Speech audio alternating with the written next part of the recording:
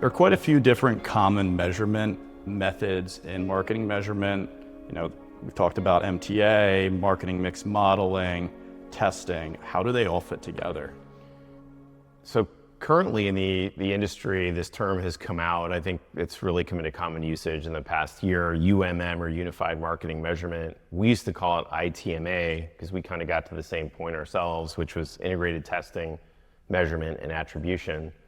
Essentially, the problem that marketing measurement and analytics folks have had, one of the biggest problems, is answers between models that don't agree. Mm-hmm. And you can say, that's bad because if they don't agree, they must be wrong. Well, that's not true, actually. They shouldn't necessarily contradict one another, but three very different methods, which you mentioned, econometric or aggregated time series method, a deterministic chain event, like a MTA, and just a experimental test and control.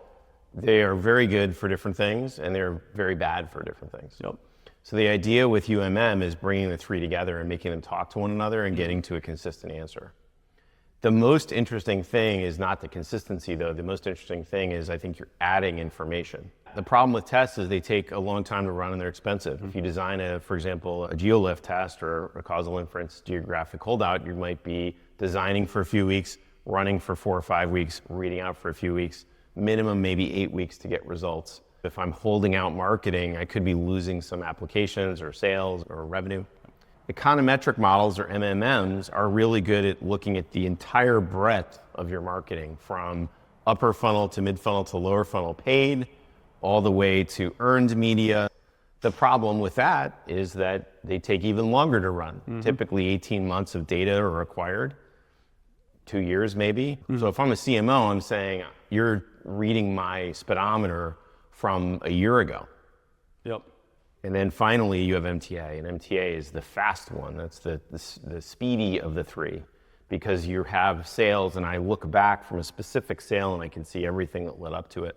But the problem with MTA is that I need to be able to deterministically chain those events before the sale.